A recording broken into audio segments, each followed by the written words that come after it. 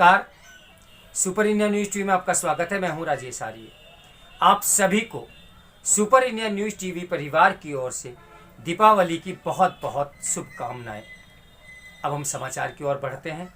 उत्सव धर्मिता की अनुपम अभिव्यक्ति। दीपावली का मुख्य आकर्षण है शक्ति के केंद्र प्रकाश की ऊर्जा से स्वयं को पुष्ट एवं संवर्धित करना। इसीलिए इस पर्व की आतुरता से प्रतीक्षा होती है। भारतीय समाज अपने स्वभाव में मूलतः उत्सव धर्मी है। यहाँ के अधिकांश उत्सव सृष्टि में मनुष्य की सहभागिता को रेखांकित करते दिखते हैं।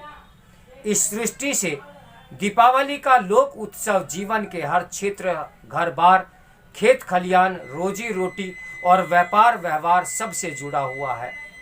इस अवसर पर भारतीय गृहस्थ की चिंता होती है घर बाहर के परिवेश को स्वच्छ रखना और करना और निर्मल मन के साथ उत्साह पूर्वक आगामी चुनौतियों के लिए स्वयं को तैयार करना।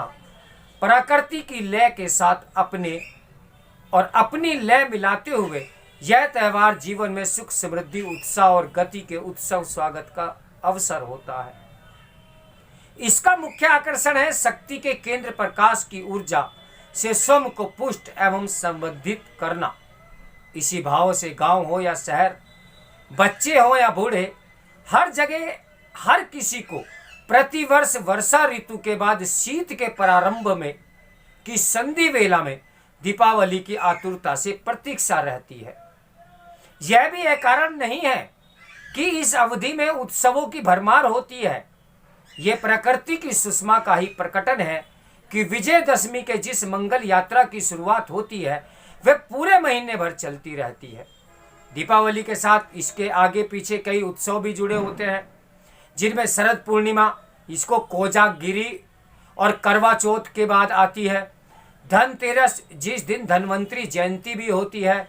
इसी क्रम में छोटी दीपावली यानी नरक चतुर्दशी, काली पूजा, श्यामा पूजा या महानिशा पूजा, गोवर्धन पूजा, भैया दूज, यम तृतीया और चित्रगुप्त पूजा यानी बही खाते और कलम की पूजा और छठ की पूजा विशेष रूप से उल्लेखनीय है।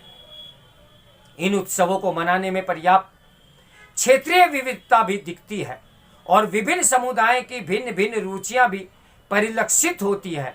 समय के साथ होड़ ले रहे ये सभी त्यौहार हमारी जिजीविका के भी परिचायक हैं।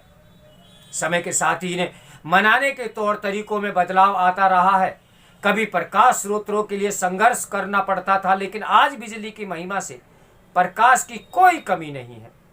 हालांकि बिजली से भौतिक स्तर पर हमारी समस्या तो दूर हो जाती है, परंतु मन, बुद्धि और विचार में जो अंधेरा पलता रहता है उसका समाधान हमें स्वयं करना होता है।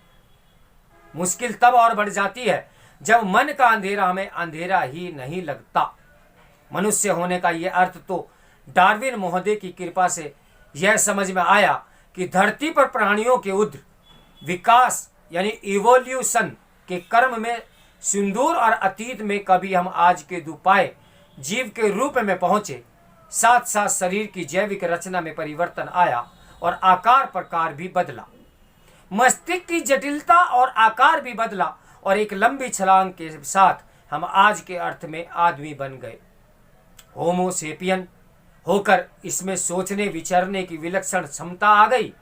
इस काम में भाषा की उपलब्धि बड़ी मददगार हुई।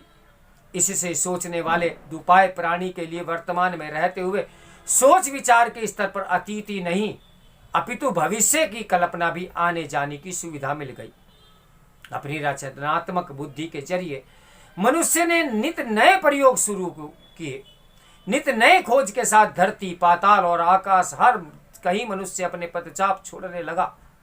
इस उन्नति का दूसरा पक्ष भी सामने है, जिसके चलते युद्ध, हिंसा, अविश्वास और अतिक्रमण का दौर थमने का नाम नहीं ले रहा है। अहंकार की घोर विभीषिका भी असर दिखाती जा रही है, जो सब कुछ लीलने पर आमादा है। पूरी सृष्टि हमारी भोग्य है। यह मान के दर्प में डूबे मनुष्य को सिर्फ अपना सीमित अस्तित्व ही दिख रहा है। सांस्कृतिक और प्रकृति के बीच एक अनवरत होड़ मची हुई है कि किस प्रकार प्रकृति के साधन और शक्ति का आधिकारिक दोहन कर संपदा अर्जित की जाए, यही अंतर्राष्ट्रीय प्रतिस्पर्धा का मुख्य मुद्दा बन गया है।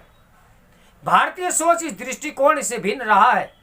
उसमें मनुष्य इस ब्रह्मांड का केंद्र नहीं है, न ही मनुष्य से इतर सृष्टि अकेले इसका भोग्य है।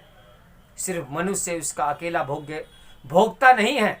आत्मा या ब्रह्म या परम सत्ता या चैतन्य का विचार हमारे अस्तित्व की विराटता का स्मरण सदैव दिलाता रहेगा और दिलाता रहता है। वेदांत का मोक्ष, बौद्ध मत का निर्वाण और योग का कैवल्य, ये सभी लक्ष्य मनुष्य जीवन के उद्देश्य के रूप में इसलिए रखे गए हैं कि अहंकार की तीव्र होती जा रही भूखी और अंधी भूख पर लगाम लग सके।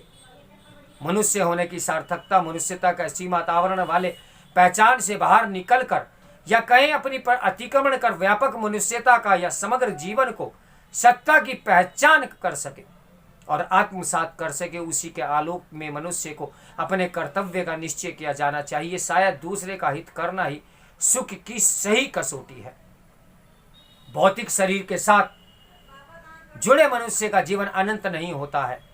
उसका उपयोग और सार्थकता इसी में होती है कि उसका समुचित रूप से सदुपयोग हो।